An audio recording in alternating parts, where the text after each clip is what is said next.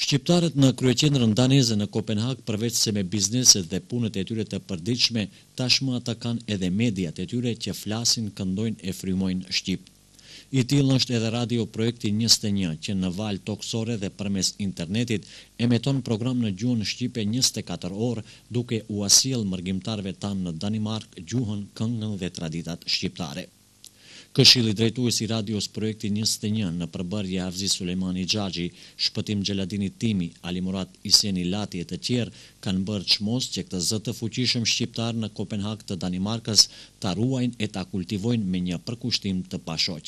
Komuniteti shqiptar i Danimarkës është i organizuar nëpërmes shoqatave dhe klubeve shqiptare të radiove këtu që ekzistojnë falë organeve komunale të Danimarkës, që meritojnë shumë respekt, Kopenhagës veçmas, meritojnë shumë respekt në këtë segment, na kanë dhënë mundësit dhe mbulojnë edhe shpenzimet edhe gjitha. Gjë që ne punën e bëjmë vullnetare, por megjithatë jemi shumë mirënjohës organeve komunale të Kopenhagës që ne funksionojmë edhe Radio Shqipe këtu në Kopenhag të Danimarkës, mes tjerësh edhe Radio Projekti që frekuentojmë që nga viti 2001 dhe në këtë segment jemi shumë të organizuar, mbase nga jo pjesë që theksuat ju ne vim nga Tetova dhe rrethina, pjesë e vogël nga Shkupi, Kumanovës një pjesë, Tetova dominon me rrethinë, gjë që jemi nga ish Republika Jugoslave e Maqedonisë, kalojmë afër 7-8.000 shqiptar.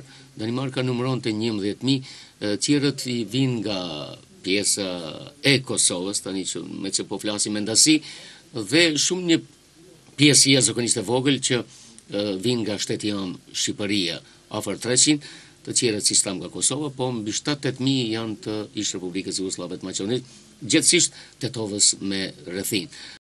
Aksionet humanitare nuk kanë pushuar në radio projektin 21. Me punën e tyre, stafi ka bërë që të fitojnë mbështetjen e bizneseve në Danimark për të ndihmuar familjet e dëshmorëve të atdheut dhe familjet të tjera në nevojë. Që nga viti 2001 ne skemi të ndalur. Bile dhe aksioni fundit ka qenë një familjes në Slupçanin heroik të Kumanovës, në 100 vjetorin e pavarësisë së shtetit tonë Shqipërisë, me që ishim pa hyrje, ne kishim të vendosur aty për të ndihmuar edhe një familje, një kuti aty, që skemi të ndalur.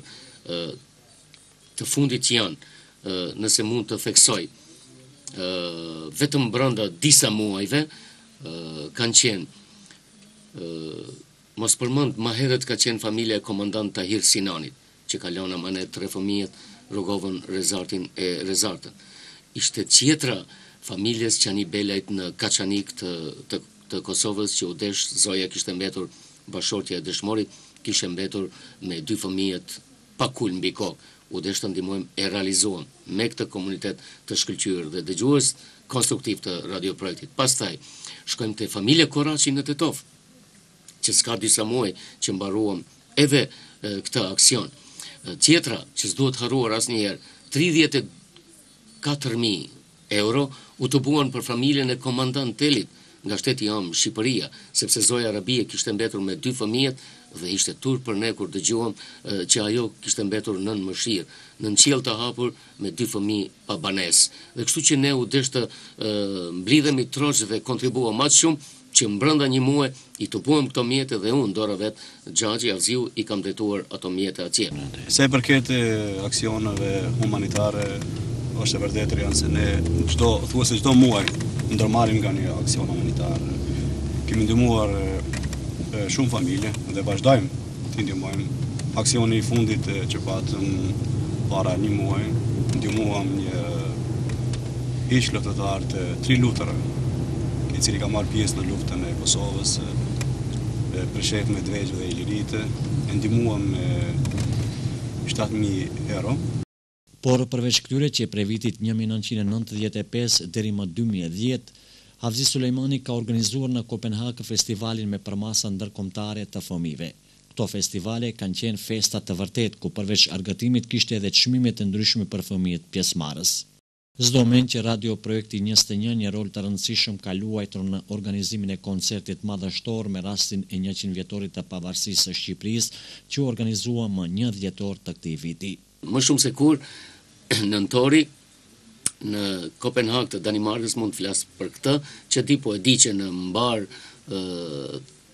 viset të Evropës, e të botës mbar, kudo ku ka shqiptar, më shumë se kur gjithçka është folur dhe kënduar kuqezi. Kështu që edhe Danimarka në këtë mes mund të thuhet me plot goje në nënvizoj me vija trasha vetëm kuqezi muaj nëntor, të cilën e karakterizuan pra më 1 dhjetor edhe në Kopenhag të Danimarkës, ku fat ishit edhe ju prezent. Shumë faleminderit për prezencën e juaj dhe gjithnjë urojmë dritares pra televizionit Art shumë suksese. Ne jam, si të them Ron, jam tepër i kënaqur, se ka qenë një projekt shumë i madh.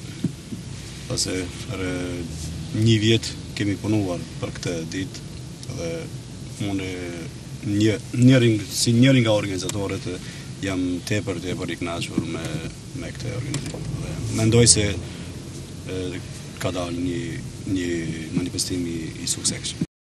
Gjithashtu, kjo radio ka qenë promotore e shumë mbrëmjeve gazmore në Kopenhag, duke sjellur emra të njohur të estradës shqiptare pranë publikut shqiptar në këtë qytet. Nga viti 95 jo marrë me organizimet deri në vitin 2011 dhe ku kam përfunduar këtë. Arsiet janë nga më të ndryshmet. Një çmimi i këngëtarëve është rritër shumë, dhe se një këngëtar i thjesht sot kërkon 10.000 euro për një fest. Dhe interesimi i publikut ka rënë shumë, arsiet janë nga më të ndryshmet. Njëra nga arsiet kryesore është se çdo këngëtar thuhet se në 5 apo 6 deri në 10 dasmë minimum e shikojmë kur jemi në vendine. Unë me familjen time shkoj të dëgjoj këngën e Sinan Basaliut, Mahmut Ferratit, Shkurtë Fezës, Remzi Osmani, pa marrë parasysh këngë, dua të ndëgjoj repertuarin e këtyre këngëtarëve, jo të ndëgjoj këngën Fitilat e Llambës, Luli e kështu me radhë. Dhe se këto janë arsyet edhe pse kohëve të fundit po dështojmë me organizimet. Duke parë rolin dhe fuqinë mediatike të diasporës shqiptare në Danimark, mund lirisht të konkludojmë se kjo mërgat tashmë është të shndruar në një zë të fuqishëm shqiptar në Europën perëndimore, por mendojmos duhet theksuar edhe roli dhe ndikimi i Shtetit Demokratik Danes që gjithmonë ka përkrahur iniciativa të tilla nga mërgata të ndryshme.